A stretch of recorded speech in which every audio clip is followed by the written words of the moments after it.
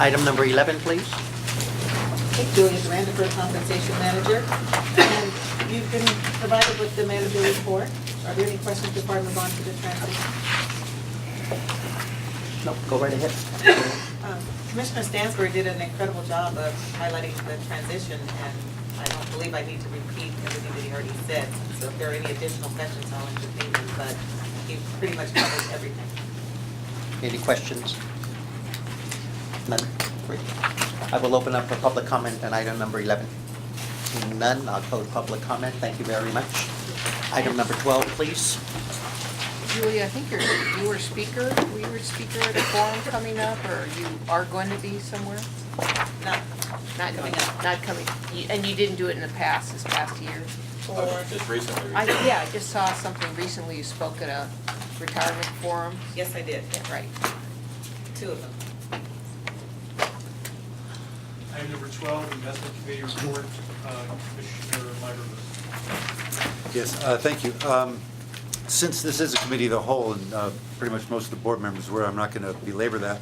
But what I did want to draw your attention to, there were certain questions that were raised at that meeting, and I wanted to, and 2 of the speakers have provided some written responses, which are in the board member comments, which I believe is tab 25 or so. One of the key issues was the treatment of covered options versus convertible bonds. And they have presented, both Mr. Moran from the Chicago Board Option Exchange and Mr. Bergeron from Parametric have provided some very detailed memorandum stating why they believe covered options are different from convertible bonds. And what I would suggest, because the consultant, and Leslie didn't have a chance to attend that, but I know they've had a position that there's an overlap, this is my choice of words, between the two. If you could expand on that, or either see if your position has changed on converts versus covered options, or if your position is the same, if you could either rebut these points or state your reasonable basis for your position. Our position just. I want to temper it. I want to temper it to a report, and not get into a question and answer. And Okay. if it is a fair question, to give her time Okay. to Fair enough. prepare for it. That's beyond the scope of a report. Okay, but anyway, they're in there for everyone's perusal. Leslie, would you like to say anything? Yeah, if I could just quickly, I mean, we certainly did not, if we did convey, we erred, but we did not intend to convey that cover calls and converts are the same. They're obviously, altogether different. The point in our presentation was that the risk return profile of cover calls and converts is very, very similar. That was all. If you just take raw that returns, risk return, they're very similar. They plot very close to each other on the risk return chart. That was it. Good, thank you. Anything else on the report? That's it. Great. I'll open up for public comment. Seeing none, I'll close public comment. Thank you for the report. If you can call item number 13, please. Item 13, report on the performance of the alternative investment program for the period ended June 30, 2013. Mr. Shaw. Commissioners, Robert Shaw, Interim Deputy Director for Investments. This is the semi-annual report on alternatives. I'm not going to hit too many highlights, but I would like you to turn to the first page of staff's memorandum. I want to make some comments. I think it gives you an insight into how we are repositioning the portfolio when you look at the 4 commitments that are there. 2 of these, RRJ and Vista, are brand new commitments for the fund. And Towerbrook is a re-up, so you're not seeing strictly re-ups. Battery is probably the most interesting. It's a fund we haven't invested with since 2000. And so through the efforts of the Alternative Investment Group, we've been able to reintroduce that relationship into the fund. And I think these are the type of investments and opportunities that you're going to see in the portfolio moving forward. With that brief introduction, I'll hand it over to Art Wong, Managing Director for Private Markets, and also to Portfolio Advisors for their comments. Okay, thank you, Bob. Hello, Commissioners. Happy holidays. You have our reports on semi-annual performance of our private equity portfolio in front of you. I'd like to leave you with a couple of takeaways that I see. My biggest concern is that though the portfolio is performing well and is in good shape, it's not big enough as a percentage of the total plan assets. And so at 12.6% of the total plan. We are under our target allocation of 16% and in jeopardy of falling below the 12% lower limit of the acceptable allocation range.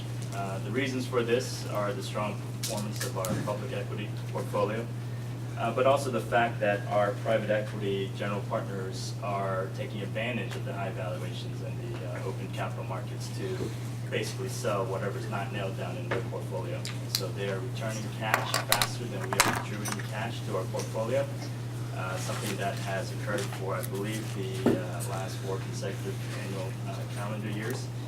And, you know, so we'll need to just increase our commitment pace.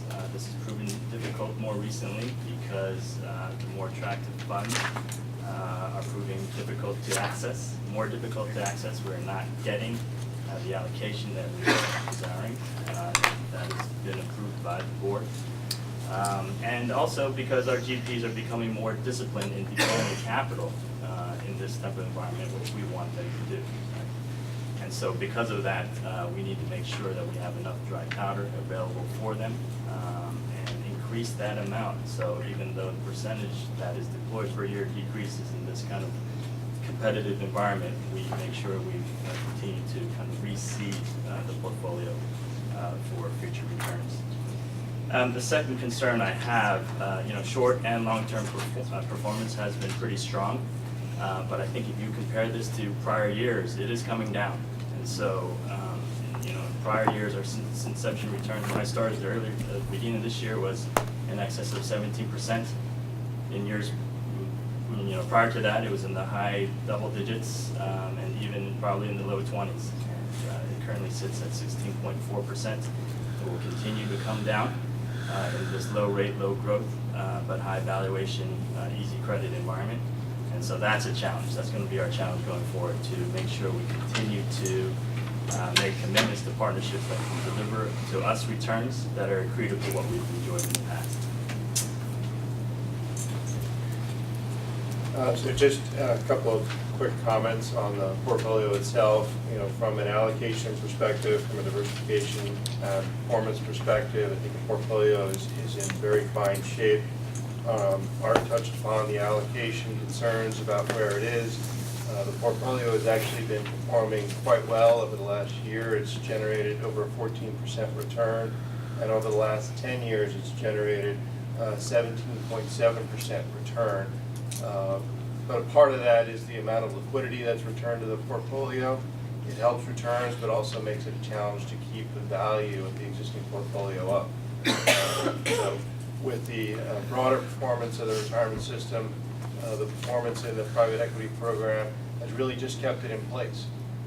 And so it really is going to require larger commitments going forward.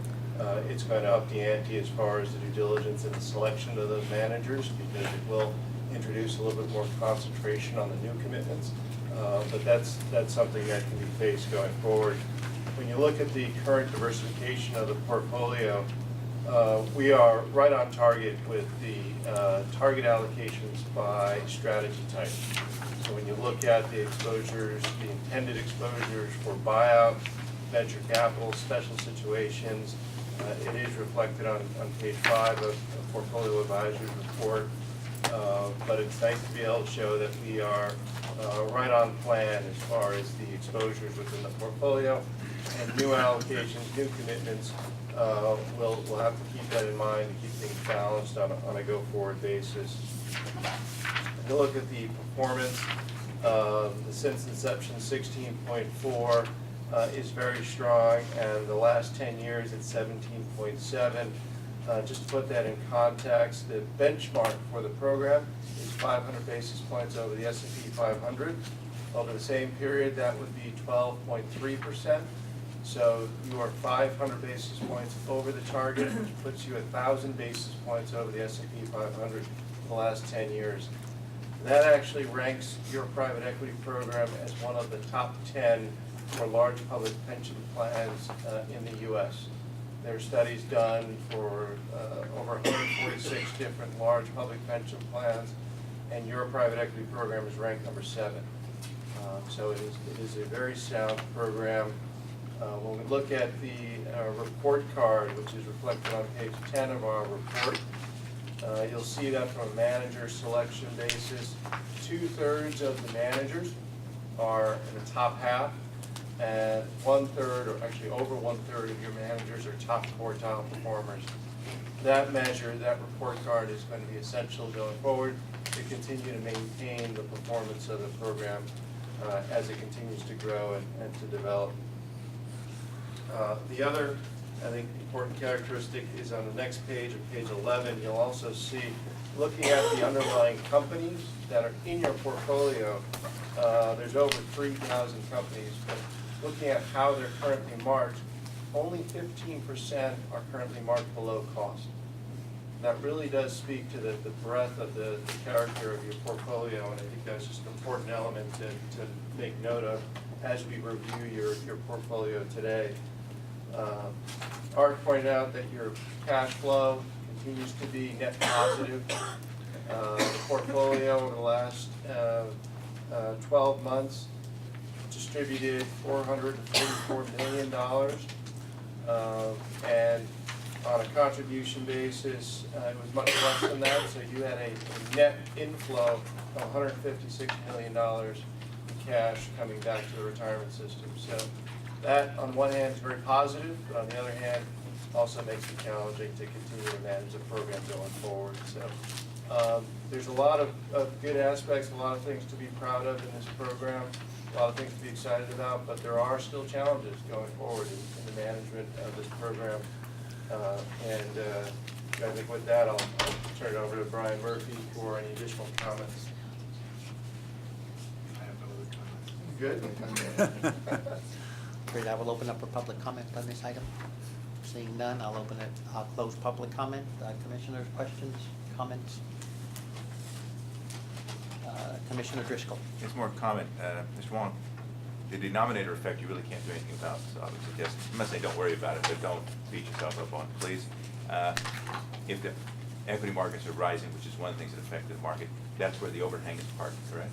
That is correct. That is correct. Yeah, fixed things come right on top of Yeah. where it should be.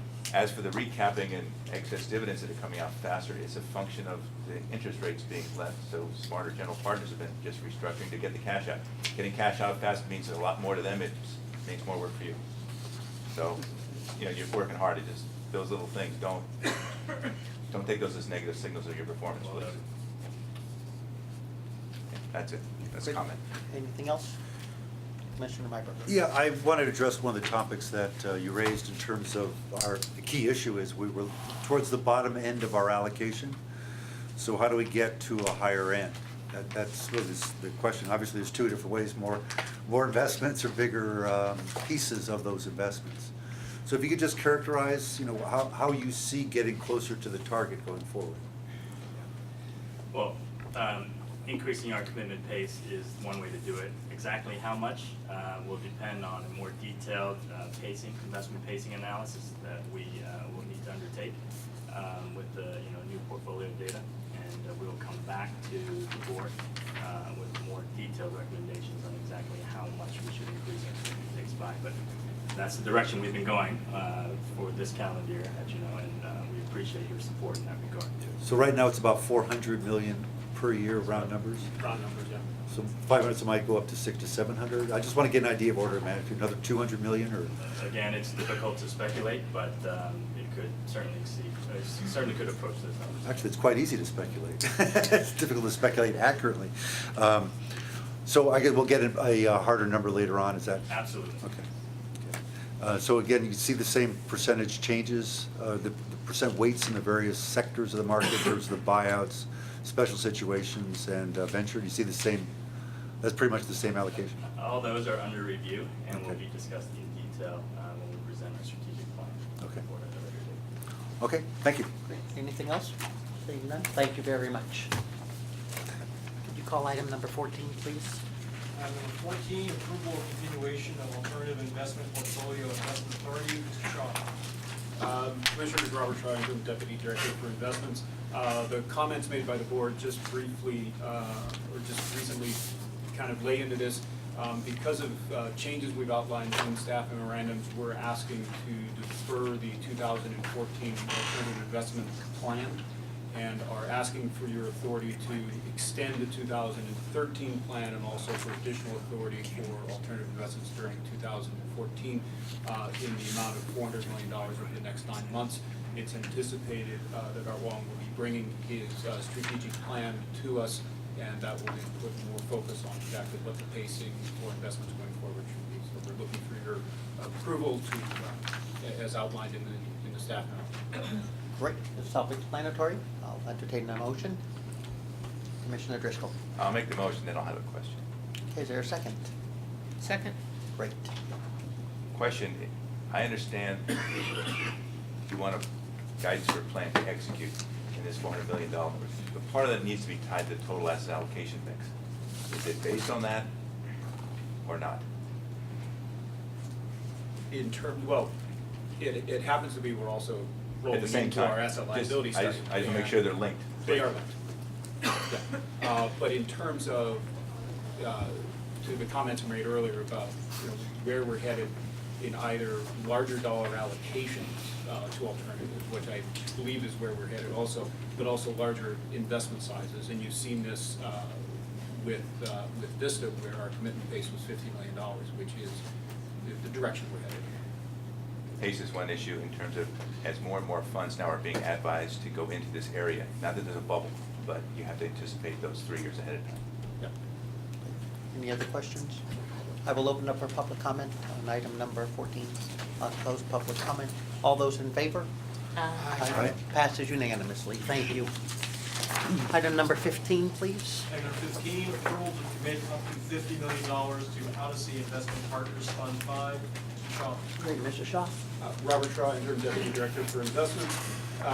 This is an action item. We're asking for approval to commit up to $50 million to Odyssey 5. This is a follow-on to our $30 million commitment to Fund 4, which is performing very well.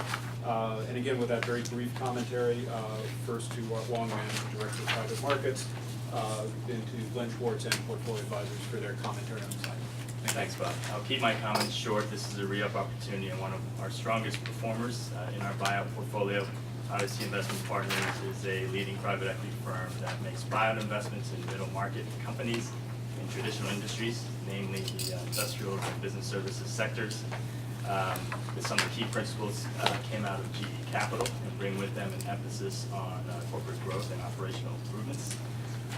For full disclosure to the board, I have not had the opportunity personally to meet with the principals of the firm, but can make this a requirement before closing to complete confirmatory due diligence, but also to fight for additional allocation since this is a highly oversubscribed situation. Thank you. Odyssey Partners 5 is, as Bob said, will be our second investment with Odyssey. The first investment in Fund 4 is performing exceptionally well. The most recent news with that fund is that they have announced a sale on one of their investments called One Call Medical. This will be an 8x return for the fund. It will return over $1 billion to the investors in the fund, and it will be the single largest investment return for Odyssey during their existence. This is likely to be probably our best middle market buyout fund for that vintage year, which is the 2009 vintage year. And based off of that and some other positive events, we believe that this is going to be a very strong fund for us. We don't really have too many concerns with Odyssey. We actually believe that what they've accomplished in the prior fund, they'll continue to accomplish in the preceding fund, or I should say the follow-on fund. The management is very stable. They have co-presidents that are currently in place. Mr. Quaid, Mr. Hopkins, who staff have met with several times, will continue to lead the Odyssey firm. They have a dedicated staff of 25 professionals, and this is all that they do. They are not overstretched, if you will.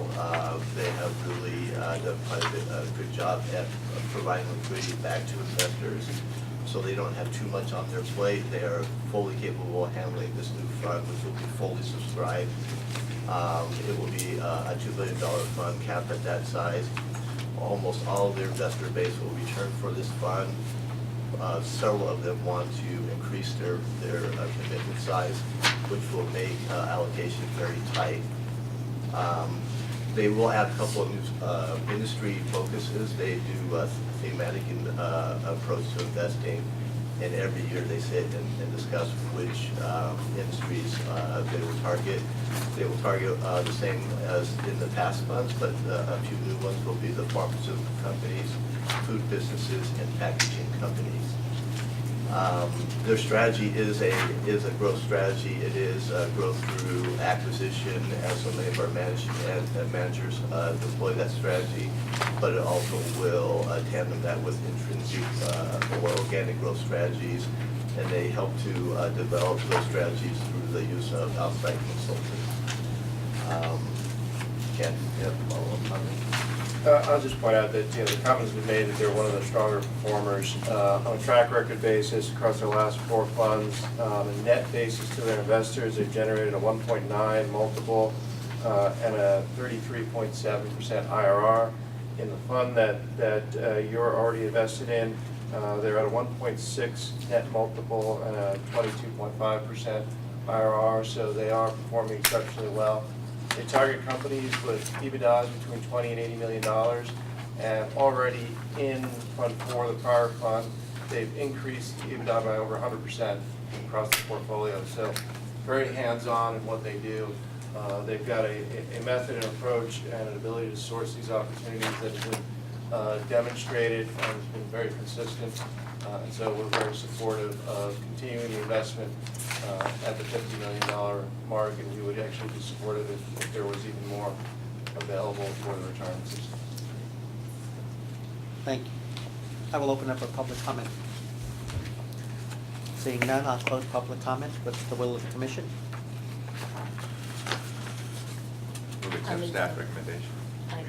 Second discussion?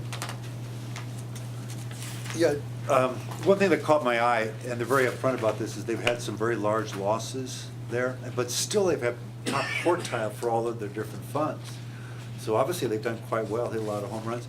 If you could just assuage any anxiety about their losses that they've had going forward in terms of, have they learned from those, for example?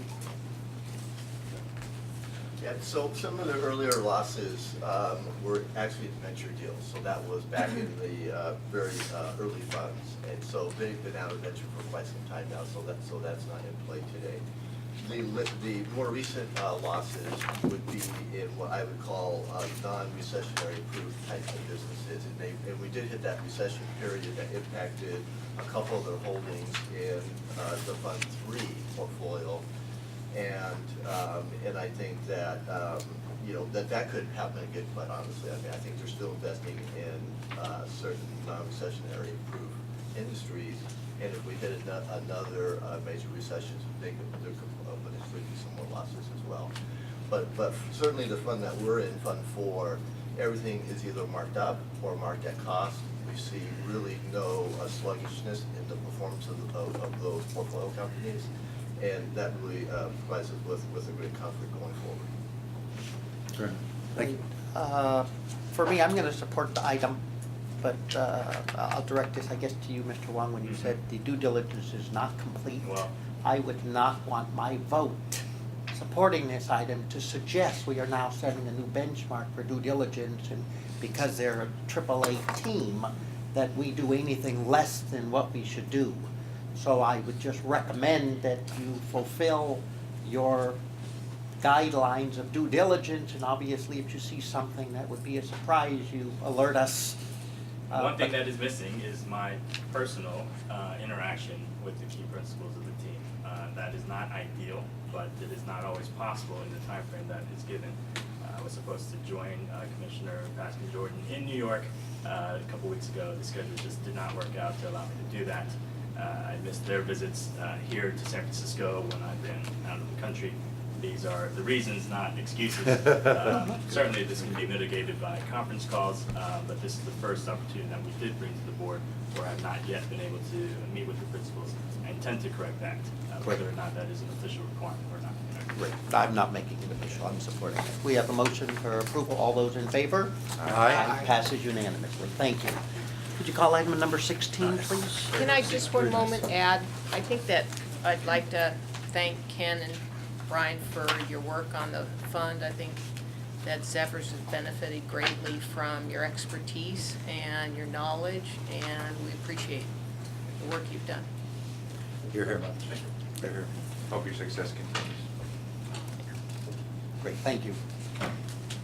Item number 16, please. Item 16, approval to commit up to $75 million to Weather Gauge. Mr. Shaw.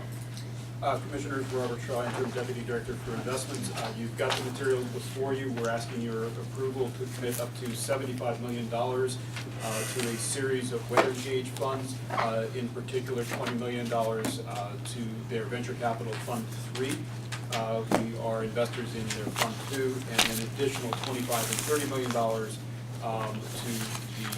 the single LP investments in Weather Gauge Capital Investments A and D. With that introduction, I'll hand it again to our long-range Director of Private Markets and then to Tanya Kemp, Senior Portfolio Manager for Venture Capital, and also to Portfolio Advisors. Thank you. Thanks, Bob.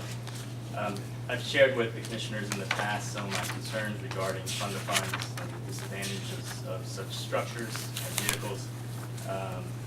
Namely, first and foremost, the extra layer of economics that is levied on top of already high underlying management fees and carried interest. I believe we have done a very good job in mitigating this extra layer of economics, and Tanya will share with you some of the details of how we have accomplished that. The second, I think, disadvantage is that there's an additional barrier. By relying on this intermediary, we place an unnecessary barrier between us as an institution and our venture capital partners. And that is, I think, our responsibility to mitigate as professionals, to make sure that we leverage these relationships and use these vehicles as strategic means to an end. And I think thus far, Tanya and her team have done an excellent job in nurturing these relationships that we hope to become more direct over time. Thank you. Tanya Kemp, Senior Portfolio Manager. So almost exactly 3 years ago, we proposed in January 2011, we proposed our first separate account structures in conjunction with a $20 million commitment to Weather Gauge Fund 2. And at that time, we also proposed $50 million to Weather Gauge Fund A, our separate account targeting early stage VCs, and $20 million to Weather Gauge Fund B, our micro VC separate account, where San Francisco is the only liquid partner. That was supposed to be our new strategic and tactical tool, and it was designed with 3 goals in mind. Number one, it was supposed to improve access to and build relationships with top-tier venture capital firms and fully restricted venture capital firms, predominantly on the early stage side. We're hoping to build a high-quality micro VC portfolio where direct access might not be efficient for a plan of our size. And also, like Art mentioned, reduce the overall cost of utilizing fund-of-fund structures in our venture portfolio. So this is what we have achieved over the last 3 years. In Weather Gauge Fund A, that was established in March 2011, and that's the vehicle targeting early stage VCs. We have committed $35 million out of $50 million to 5 different partnerships. These commitments are diversified across 3 vintage years, 2011, 12, and 13. They range in size anywhere from $5 to $10 million. Performance-wise, it's still very early. All of these partnerships are still deep in the J curve. But at the total fund level, out of $35 million committed capital, only 20% is actually in the ground at this point. That's why it's still really early. In addition to achieving current access to highly FOIA restricted managers in this portfolio, our hope is that at some point, when these managers actually decide to take Hoya Partners, San Francisco will be their first choice. So it's a long-term objective for this account. In WaterGauge B, our micro VC fund, we have committed so far 17 out of $20 million to 5 different partnerships. Commitments again are diversified across 3 vintage years, 2011, 12, and 13, with the concentration in 2012 at this point. Performance-wise, again, it's still very early. We're still in the J curve. Only 33% of the portfolio has been actually invested at this point. And our commitments range in size anywhere from $2 to $5 million in this account. And with this account, we don't have expectations to invest directly with micro VC managers, predominantly of the size issues. Their fund sizes are anywhere from $30 to $100 million. And for the fund of our size, it's inefficient. But we do think that the relationship with WeatherGauge and the separate account structure gives us a very effective and efficient way to address this end of the market. And at some point, some of these managers may decide that they want to raise larger funds, and at that time, we would have a relationship with some of it. Because these separate accounts are working as designed, and we have made good progress investing in these accounts, we're asking for your approval to commit capital to WeatherGauge Fund 3, and in conjunction with that, to add additional capital to our separate accounts. $20 million to WeatherGauge A, $25 million to WeatherGauge A, and $30 million to WeatherGauge B. So that would give us approximately $40 million in dry powder to address to invest in early stage VC firms over the next 3 years, and $33 million to invest in micro VC firms, again, over the next 3 years. So there aren't really any changes as far as the structure of these accounts. Everything is expected to be the same. The economic terms are very favorable in these accounts. It's again very collaborative approach in decision making. The only changes we're asking for is to give us more flexibility and let us consider secondary opportunities in the already approved managers on the list, and maybe spin outs from these managers as well. Because over the last couple of years, we've seen some interesting opportunities that potentially could have been added to the portfolio, but because it's not in the guidelines, didn't really spend much time on those opportunities. But overall, the conclusion, in summary, the relationship with WeatherGauge is working well. The accounts are working as designed and as we hoped they would. And because of that, we're asking for your approval to continue with this relationship. Great, I will open up for public comment. Seeing none, I will close public comment. What's the will of the commission? Can I ask a question? Sure. Tanya, you and I both attended WeatherGauge and Knightsbridge, and Knightsbridge is kind of the same type of relationship. Can you just kind of reflect on that in the conferences that we went to? So they're similar, and if you look back maybe one generation of funds, they're even more similar. They overlap in relationships. I think if you look at WeatherGauge 2 and WeatherGauge and Knightsbridge 6, earlier funds, each of those managers, they have invested in approximately 30 different franchises, and they overlap would probably be in 15 of those, because WeatherGauge is a spin out from Knightsbridge, right? If you look at the latest generation of funds, so it would be WeatherGauge 2 and Knightsbridge 7, it's really different. Both of them actually have concentrated their portfolios. I would say each of them is invested in anywhere from 15 to 80 franchises. It's down from 35, 30, and the overlap is only in 4. WeatherGauge has really branched out. Them doing micro VC, Knightsbridge is not doing anything like that. Also, WeatherGauge has a very interesting China portfolio, and they're really different at this point. I mean, we've gone into the structure of going into funds of funds, which we don't like, and it's only in this area that you think we'd ever do that in? No, that's not the case. We would. Other than real estate. There may be other strategic areas or geographic areas that we do not have the internal resources or the feet on the ground pursue effectively, in which case we would also consider entering into a strategic partnership with another fund of funds provider. Now, again, as a means to an end to eventually build direct relationships for the system. Okay, and then second, I mean, Tanya and I were just reflecting before the meeting, how different here's managers in the same space and their update meeting for their clients was so different. So can you, just a minute or two, talk about it, because I thought it was really interesting. For WeatherGauge, they actually went really deep in their portfolio, and they have great analytical tools that they have designed internally, and those are amazing. There is so much analytics you can get on their portfolio, how they think about building the portfolio, different strategies, how they allocate capital to China versus life sciences versus IT, and how it all comes together. NiceBridge spend a lot of time on the macro picture, what's going on in the VC world, why it is a good time to invest in venture, kind of at the top level, and spend less time on the portfolio construction. But it's funny, you even ask them feedback for the same manager, you'll get different feedback. It's just very different. Good.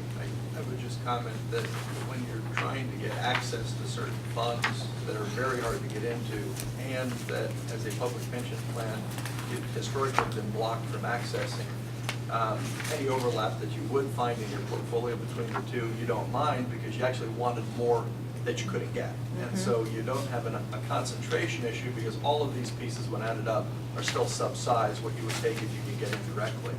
And I would say that getting a 70% discount through the negotiation that staff has done has driven down the cost of that access to a very low level. There are quite a few people out there that are paying 3 times more than you are for this access. And so staff's done a very fine job of trying to mitigate that extra risk. And do we have that in both firms, that discount?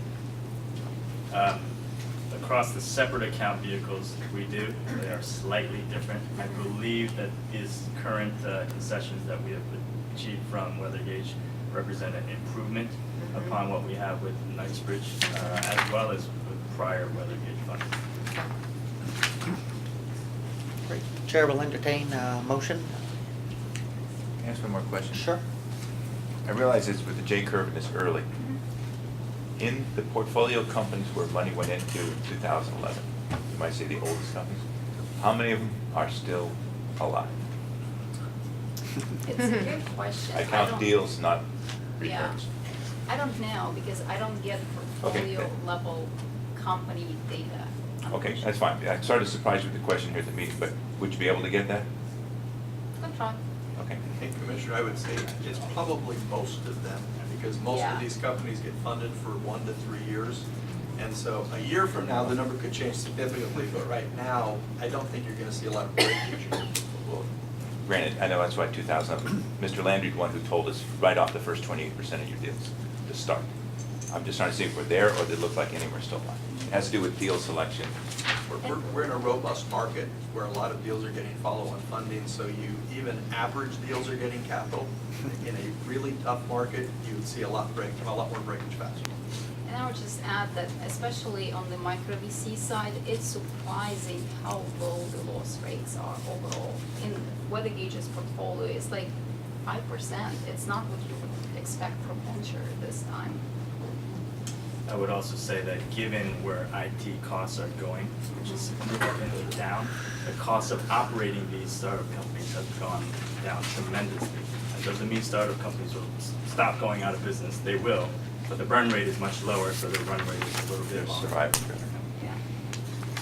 Great. The chair, go ahead. Yeah, I want to, actually another question. On your first page, the carried interest, I haven't seen carried interest phrased like this. So if you could walk us through this, you say if the distributions are below 2 times, then it's 2.5% of cumulative net profits, 2 to 3 So different. Is that for the second piece, if you will, where there's no? No, this is for the commingled fund, the Okay. main fund, WeatherGauge 3, and Okay. they charge 2.5% carry.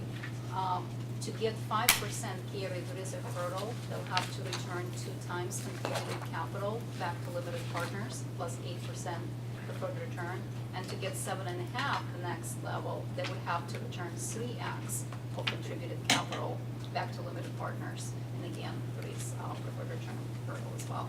That's a deep out of the money option. Yeah, it is. Yeah. So that's, quite, and I'd love to pay it. This compares to a flat 5% Yeah. carried interest across the board, Yes. over 8% hurdle with the prior fund.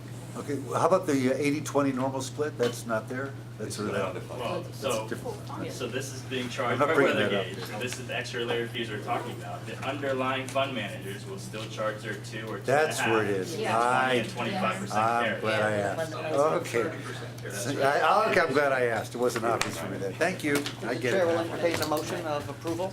Yeah. I'll move we adopt staff's recommendation and invest in weather gauge capital as they specified in the memo. Second? Any discussion? Seeing none, all those in favor? Aye. Passes unanimously. Commissioners, as Thank you very much. our contract is up in the next 2 weeks, and this might be our last board meeting. On behalf of Ken, myself, and the other 80 people, portfolio advisors, we just want to express our heartfelt gratitude for the last 10.5 years. You've been a wonderful client, very prestigious. You're actually known around the world, and that has helped us as we've worked with you to build our company. We're 3 times bigger than we were when you hired us. We've been able to move into the top 20 in all 3 of our businesses because of the prestige of having clients such as yours. And so, as the largest shareholder of the company, one of the founders, I just want to thank you. If there's anything we can do for you in the future, please let us know. Send me a Christmas card. Thank you. What are we known for? Could you call item number 17, please? Item 17, review of SFERS real estate holdings in San Francisco. Mr. Shaw. Commissioners, Robert Shaw, Interim Deputy Director for Investments. At the request of the President of the Retirement Board, staff has analyzed our holdings in San Francisco-based real estate. You have our memorandum for you. Just a couple of comments. We don't currently own any assets that are San Francisco-based within our separate accounts. However, when you look at page 2 of the memorandum, we did detail out some of the pieces in San Francisco real estate that we own through our various GP relationships. Most of those are relatively small. And with that introduction, I'd like to open it up to any questions from the commission. I'll just one comment on Stonestown Mall. Did we really own 100%? That was the data that we had. In the JMB, individually managed account. My recollection was 15% of Stones and Properties, which included the Stoneson real estate. That was my, Joe, is that? Yeah, we own 10%. Of the Stoneson group, there were 4 properties, Stonestown, not Park Merced, but the apartments are separate. A smaller mall in San Jose and a bigger operation in San Jose. And San We own Diego. 10% of it. Yes. And we wanted to develop the Stonestown area residential-wise, and that was stopped. Yeah, so it was a smaller percentage and of that. And we sold out, so we didn't hold that. And I guess we didn't use the proceeds to reinvest in California or San Francisco. I guess it wasn't part of the deal. No. All right, but it was just, was it 10 or 15%? It was captured and then you had to wait for liquidation because a family owned it and sold. Yeah. It was Okay, that was all. I know you've got. Any other questions, comments of staff? I'll open up for public comment on this item. Seeing none, I'll close public comment. My reasoning, commissioners, for bringing it forward is to ask us all to pay a little bit of attention to the real estate portfolio in San Francisco in particular. We have $400,000 unfunded money, million. I believe that the San Francisco market is a very attractive market. So the question to our team is, do our real estate experts recommend San Francisco to their other clients? And is San Francisco an attractive real estate market? For us to be where we're at with $1.2 billion in holdings, and for some reason, we don't have holdings. From a very high level, and I'll let Martha and Lindsay make comments. From a very high level, several years ago, we restructured our focus from a retirement real estate perspective, moving away from separate accounts and more towards value-added and opportunistic, which have tended to be limited partnership interests, where we have much lower, or actually almost no control over where they invest, and have never to my knowledge, put a constraint on the management that they would invest in San Francisco. Staff continues to have meetings with managers who have and make investments in the Bay Area. We were having a conversation earlier whether or not there were any relationships or managers we've spoken with who specifically focus on San Francisco as a marketplace, and what we tend to find is it tends to be, if they do focus, it's going to be the greater Bay Area. So covering the 9 counties within the Bay Area, at least to give themselves some diversification as opposed to a very focused, smaller market area. Great. Do you believe it's a real good market? I mean, when we look at the country as a whole. Absolutely. So, Okay. my personal and professional opinion that San Francisco is a world-class city, number one. It is one of the key real estate markets in the U.S. and the world. It is included in a number of investment mandates with our portfolio managers in our portfolio. It does currently seem to be underweight, although I haven't done a detailed analysis on that, but just looking at our holdings, it does seem light. Reasons for that could include where current valuations are in certain property types in the city. The fact that our investment managers may be based or headquartered in the Northeast, and so this may not be their backyard. And other reasons, including perhaps the ease or difficulty in doing property transactions in San Francisco. You would know better than I on that front. But the case remains that it is a viable market for real estate opportunities. We are currently investigating opportunities to mitigate this underweight by focusing on more local managers that have mandates that may overweight San Francisco as a end market. But we want to make sure they do so without sacrificing any return objectives that we may have. Good. Then maybe you can come back to us with 90 days, be a good period of time for you to reach out. You should expect to see it within 30 to 60 days. Because what I would, particularly the commission has directed, is looking at potentially having a headquarters for ourselves, so that is San Francisco. And I do believe that when we have a bucket of metropolitan areas, that San Francisco would be in it and other major cities would be in it.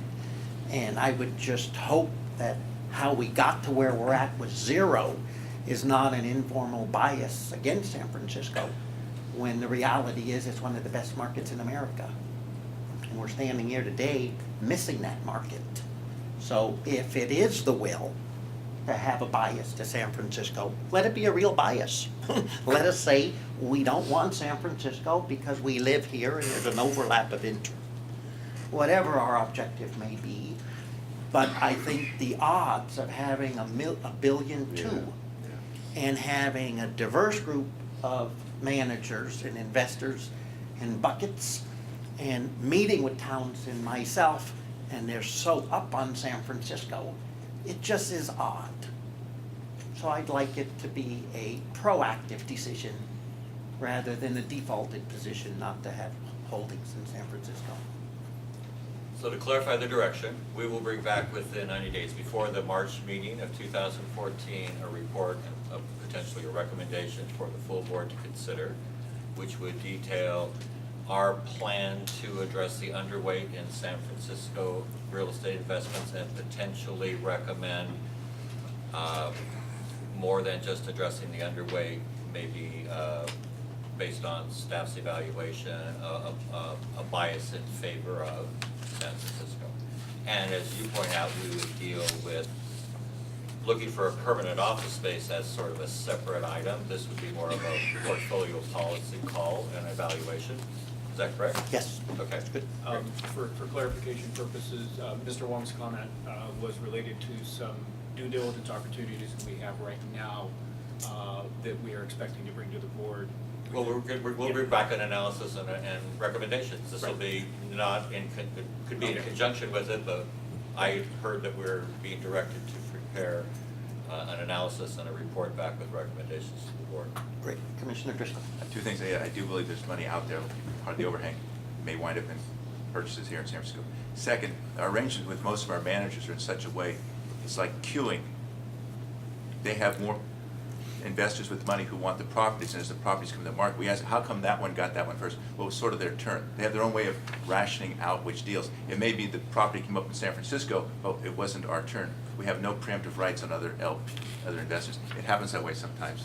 No, I'm aware of it. That's why club deals The odds look a little odd for so many years. So, you know, if it fell that way, that's great. If it's an informal bias, I just want to move on from that because I don't think where we're at is a healthy position to be at. Right. Yeah, just Mr. Meiberger. Yeah, just a few comments. First, I wanted to echo the point. Obviously, San Francisco's a dynamic market. You know, my emphasis on the stock market, and you have a market weight. I mean, San Francisco's got to be a big chunk of the buildable central business district area. You know, so the market weighting. So I think that addresses Commissioner Macris's point of the underweighting. You know, it's a big underweighting. You know, if it's the earthquakes, let's put that on the table. I mean, if it's, you know, earthquakes, you know, let's get insurance and then deal with it. You know, maybe they're, you know, the biases, the inherent biases or whatever, maybe that's part of it. You know, I've heard that we've got big earthquakes here. Maybe that's it. But we should look at, you know, if that's what it is. The other thing is, you know, about the office building, I don't think we should rule out construction of one. Because the existing buildings, you know, maybe we're not gonna find one we like here in the Civic Center here. So I think part of the due diligence process in terms of looking for the headquarters should be consideration of building our own building as well. Which obviously might get a little more complicated isn't it more difficult to build a building than just buy one? Probably is. Yes. Just got that feeling. So anyway, I think that should be part of it also. We might not find what we want. And the other thing is, since we're talking about a headquarters building, you know, there might be some other city offices, particularly health services, that might want to share that also. So it might be bigger than just what we need for ourselves. So anyway, I just wanted to echo those. Brought this retirement board in September of 2013. In September of 2013, we prepared a recommendation and the board approved. Our recommendation to target is 0%. In effect, saying that we were going to wind down and terminate the program. And what we are prepared and would ask the board to ratify today by motion is our intent to notify the remaining manager, Adrian Lee, not to make any new placements after January 31st, 2014, which will in effect wind down the program within the next 90 days. Okay, the chair will entertain a motion on staff's recommendation. I'll make the motion. Is there a second? Second. Great, I will open up for public comment. Well, I'm very glad, Jean Thomas, a retired city employee. I'm very glad that this has come up because I think it's been a real sore point among a number of people. And I think it's, the board is to be commended to finally take the steps to do this. So I want to thank you very much for doing that. Thank you. Great. Questions or comments on the motion? Mine, colleagues, I will support the motion. I would encourage us once the, if it is approved by all of us, that we move on from this item till the program closes out and let the positions close and not belabor the discussion and rehash this 8-year program. All those in favor of the motion? Aye. Aye. Passes unanimous. All right. Could we move on to item number 19? Could I ask a question though? Yes. If I could. I guess I'm just, and I might have another motion. In terms of the 90 days, just wanted to get a handle on that. Let me ask you this question. If the manager does nothing, when would the program close down? Excuse me, the manager does nothing about when we offer instructions that they should make no No, placement? let's just say there are, the manager does nothing. Maybe I can help if you don't mind. Please. If the manager does not open new positions, when would the positions we have automatically expire? Because they all have an expiration date to them, correct? Each. I'm going to expand on your expansion. Sure, if you don't mind. absolutely. I'm sorry, Robert Shaw, Interim Deputy Director for Investments. the way the question was originally worded, which is if the manager were to take no further action, when would the positions expire? The hypothetical answer, and I'm saying this very carefully, is never. And let me explain why. Because it requires instruction from staff on a regular basis as to what the amount of overlay is. So I will modify your question to say, if the manager were to do nothing but receive instruction from staff to take the overlay to 0, when would the positions expire? Yeah. That would be a better way to phrase your Thank question. you, yeah. Okay, that would be early January. Okay, you said 90 days. Well, that, I would prefer it in early January. Why would it be longer than early January then? Because we had a motion on our recommendation, and the board just approved unanimously that we would instruct the manager not to place any placements, which will allow them to make placements in January that would terminate within 90 days of January. That was the motion. Yeah, I That was- understand that, yeah, but when you say new placements, are you talking about opening transactions? They're gonna roll. They're gonna roll. They're gonna roll forward their existing. You remember the dollar roll program. It's in essence the same principle, in the sense that the positions are moved, because the positions, you continue the roll forward. So forwards have, depending upon the time frame of forward you establish, have a certain time frame where it will expire. However, the way the program is established is if we gave them no further instruction, their overlay is a certain dollar amount, and they would simply roll to the next quarter. So that's what we were trying, that's what, when I rephrased your question, which only counted half the instruction level, that's what I was trying to interpret.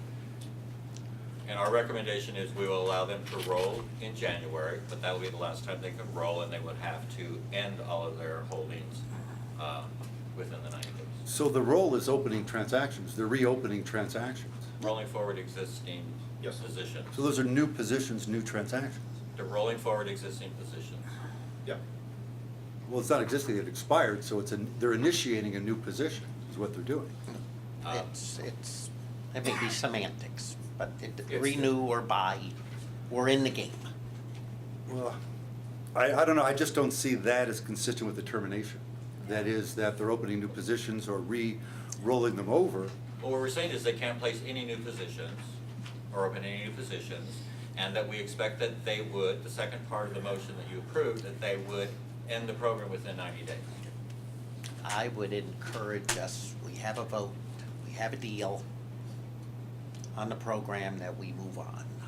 To tabletop how we're gonna direct staff to invest, I think is counterproductive in this case. In this particular case, we've all said a lot. All right. You have been very thorough in asking lots of questions of staff. The calendar item has all of your detailed analysis so the commission can view. I want to share that has been distributed to everyone, so everyone looks and sees the same thing that Commissioner Myberg is sharing and talking about. Staff is working very hard in the back and forth to understand this program, learn about the program, understand that we are in compliance with the program. Our executive director is keeping me in the loop thoroughly on this. I have no red flags. I want to emphasize that. I have no red flags that would alert me to step in at this particular meeting and say, I think we should do something because it's a red flag. But what I would just urge you strongly to say, I don't think this discussion is going to go anywhere. All right. And if we choose to do it, I will chair it and I will speak to it. I will not shut you down. It will be a free choice on how far we will go. But at the same time, I will speak to it and I will speak to it firmly, and I am prepared to know the deals you're all talking about. And it will not be comfortable for the people when I start to answer the questions. But if we want an uncomfortable discussion about a program that has lost $60 million, then choose it, and it will be uncomfortable. My recommendation is to let the program have an orderly closing. That's good business for our organization to have an orderly closing.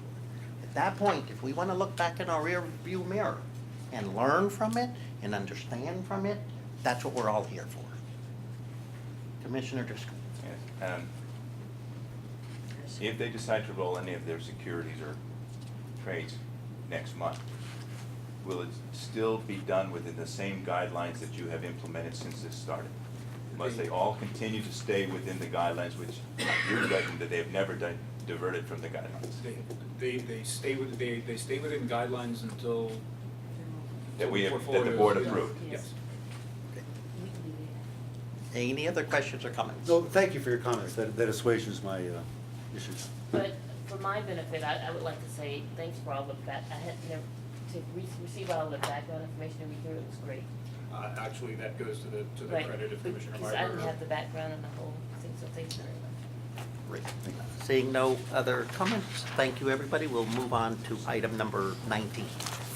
Number 19, recommendation of finalists for the Global Equity Investment Management Services RFP. Mr. Shaw. Commissioners, Robert Shaw, Interim Deputy Director for Investments. I won't belabor the point. You've got the calendar sheet and Angelisa's memorandum. I do want to give one clarification. There are a lot of numbers with regard to firms and product running here. We received a total of 44 responses from firms. 4 were non-qualifying. However, 3 submitted multiple products, which is why you see in staff memorandum 43 responses. That's the product total. I just wanted to get some clarification around that as you look at numbers between the calendar sheet and Angela's memorandum.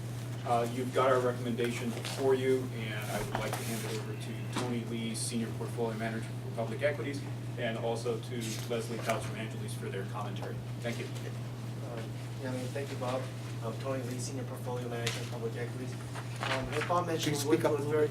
little louder, please? Oh, yeah, excuse me.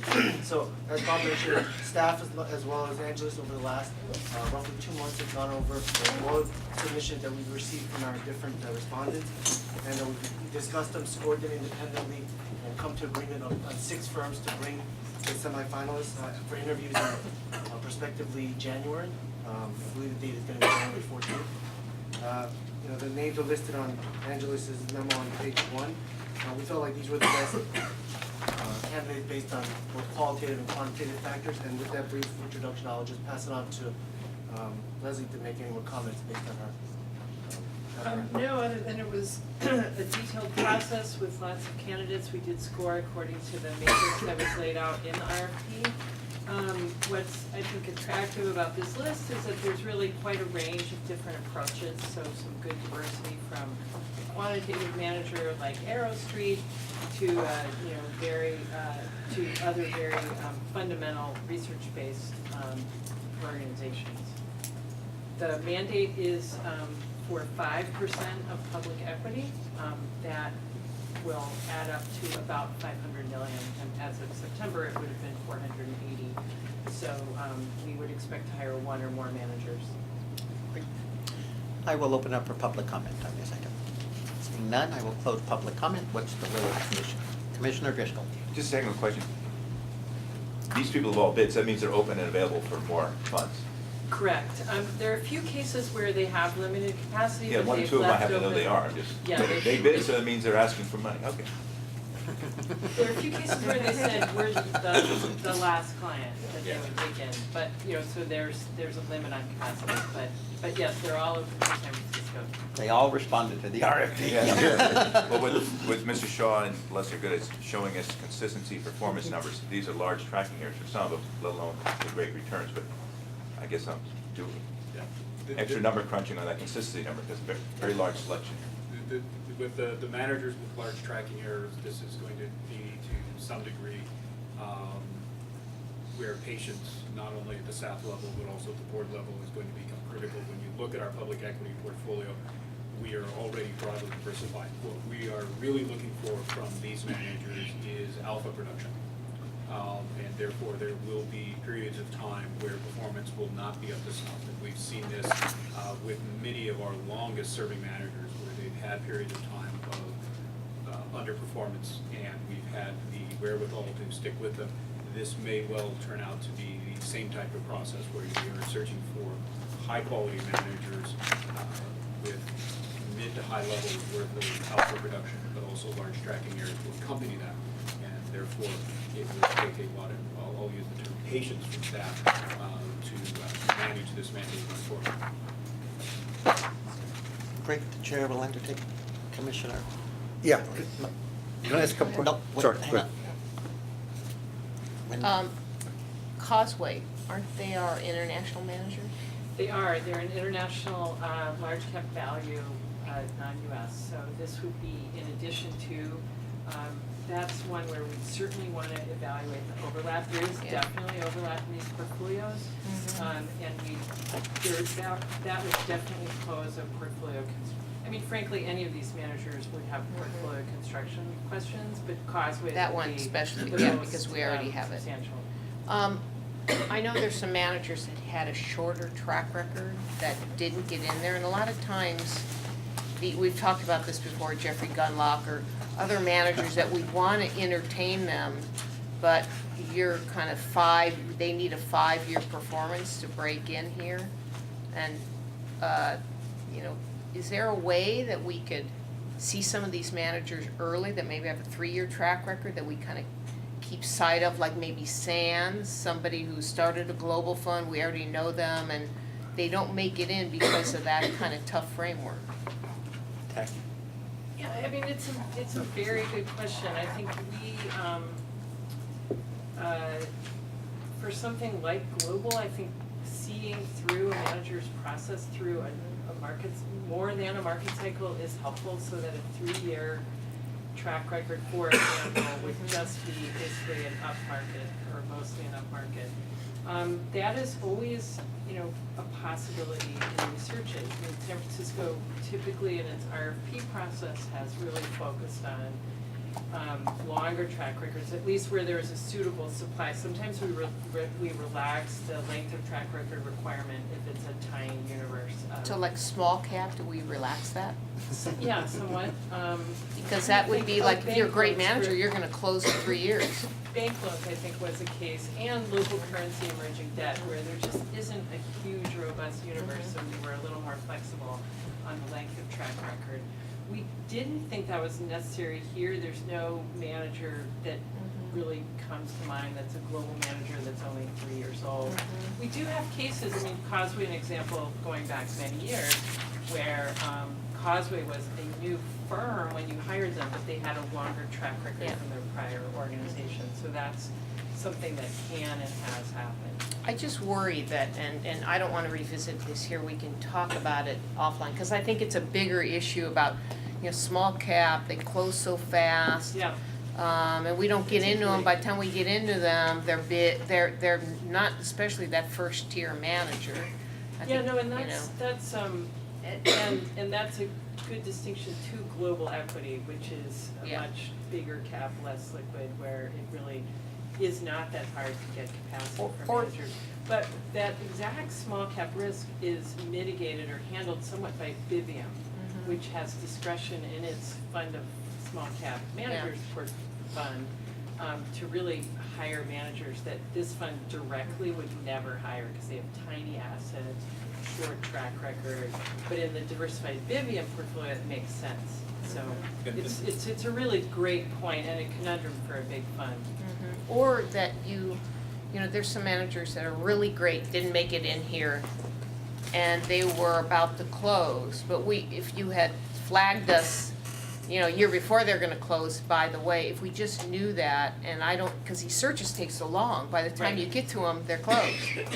Right. So it'd be nice for us to know there are 2 or 3 managers, if they are gonna close and they are great, that we kind of, again, I think Commissioner Macris had brought that up earlier, we step up the process because we are slow at doing this.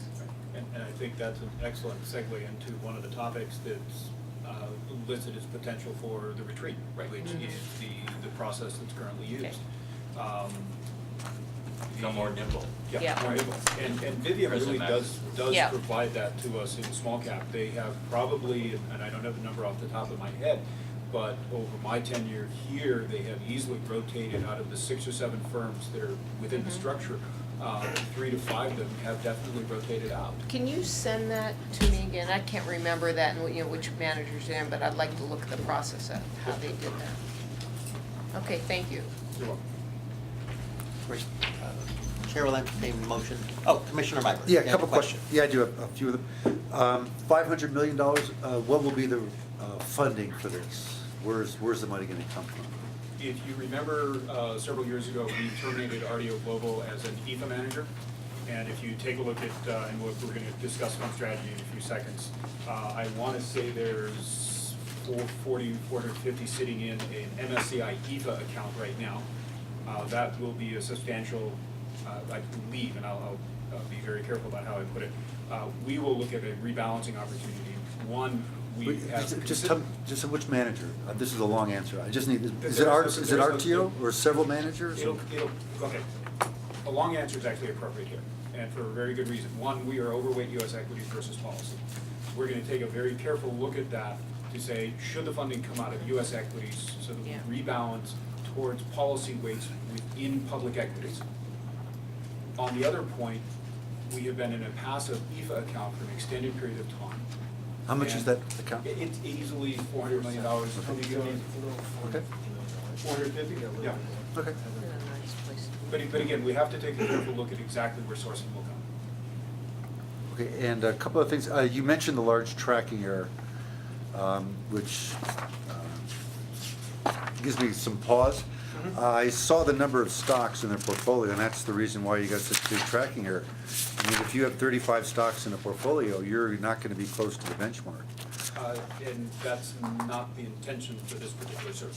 This is a search, if you think about, this was the comment I made earlier, when you look at our public equity portfolio, the way it's structured right now, we are, and you see this with Angie's data every year when we do the sub-asset class review, our beta to our policy benchmark in public equities is within, plus or minus 0.2. I mean, it's very close to 1. So we're not searching for benchmark replication with these managers. We are searching for alpha, and they will have periods of time where, as a result of the tracking error, they will underperform. And Commissioner Paskin-Jordan referenced Sand Capital a few minutes ago. One of the highest tracking error managers that we have within the U.S. large cap growth mandate. But they also, over very long market cycles, have tended, because of their process, have tended to outperform. To a degree, that is what we were seeking to replicate with this portfolio. It's also why it's kept at the 5% level as opposed to larger. Let me just, okay, let me just take, I'm looking at page 9 of Angeli's report. This shows the typical range of holdings, which was the nature of my inquiry, was the number of holdings. And let me just tell you my gut feel, and I appreciate your comments. I'm sure they're well thought out. Let me tell you my comments. 35 stocks for an institutional portfolio is just too few. Fine. You're gonna have, and my gut feel is you're gonna have a lot bigger tracking error than you're leading us to believe with 240 basis points. Let me remind you of Brandis Capital, which was 1,200 basis points with about 35 names as well. So let me just tell you, my feel on this is, I don't see how you can have 35 stocks and have that small a tracking error. I think it's significantly larger than this. So, I'm sure they went through some process to come up with these numbers, but I just want to brace everyone. If the other board members feel comfortable with 35 stocks for the hope of alpha, you're going to have a lot bigger tracking error than, I believe you'll have a lot bigger tracking error than this. So I think you should be prepared for years where you might be 10% below the benchmark, as we have been with Brandis. But I thought that, Leslie, you had brought up the fact that Brandis, had we held them, Doesn't they matter. had really come back. It's not the question. I'm talking about tracking versus the Very time benchmark. period specific. We have the actual It's not my tracking question. errors Please. on page 15 at the bottom, there's a table. And the largest was for Longview. Longview really represents, I think, the outside of, concentrated portfolios. It's concentrated geographically, number of securities, but its maximum tracking over in these various timeframes was 7%. That's, Most of these managers are more, 2, 3, 4. And I guess I'd really underscore what Bob said. You have a global equity portfolio across all of your U.S. and international managers. It's a dozen or more, 15. I haven't actually done a count recently. It's a very diversified portfolio. So depending on the size of this mandate, even a concentrated portfolio could be very attractive. But that is exactly the job of portfolio construction, to make those risk-return trade-offs. I see thanks. I see the style, both growth and value. So the style is all over the place.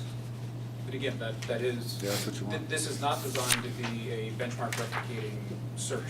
And that's actually what has tasked Angeles and staff the most in evaluating this. It is not something where you're looking at someone who is specifically focused on an EFA mandate or an EM mandate. We're searching for alpha here. We're searching for managers who Yeah, you've said that. I understand. approach the world differently. Yeah, I get that. No, I get that. This is also I- going to require an I get extended that. period of holding. I get that. You've said that. I get that. Let me ask you this then, Leslie. What is your universe of where do you start from to get your managers? What is your universe, your beginning universe to find these managers? Well, the search was open to any global equity manager that met the criteria for performance and certain performance hurdles. So it's, the size of the universe, I forget, but I think it's like, it's four, I wanna say 4 or 500 I mean, actually. in my past experience of doing these global equity searches, you could get up to hundreds of responses if you make the qualifications more loose, but I think the short universe is somewhere probably around 75 for institutional investors, minimum. So the universe started with investment universe that was hundreds and hundreds of managers large, and then Angeles as well as staff did some screening on different databases and came up with a couple hundred, probably like 100 plus responses, and then we decided to just put in some more criteria in terms of tracking the other information ratio and so on and so forth, and came up with potentially around 75 responses. I think it was a little over, under 100 probably. That's how we came up with our list, and roughly 44 or 5. Was your first cut top quartile? We used, we actually go off of medians usually because top quartile would just be really restrictive, and we don't want to chase the hot dot. You've learned I that mean, lesson. Oh, good. we chase the hot dot a little by the way the criteria are put together, but not that much. Okay, so top quartile was your first, I'm sorry, big part, top half. We focus on medians when we set these levels for performance, but we use successive periods, and we also look at batting average. So we look at information ratio, batting average, excess return, and so there's a number of sort of nets that they have to pass through. Okay, and it was pretty much style agnostic. You didn't care growth. It was. We Okay. did not call for growth versus value. Okay, good. Thank you. That's it. Very good. The chair will entertain a motion to approve staff's recommendation. Make that motion. Is there a second? I'll second it. Okay. Any discussion? Seeing none, all those in favor? Aye. Say aye. Passes unanimously. Could you call item number 20?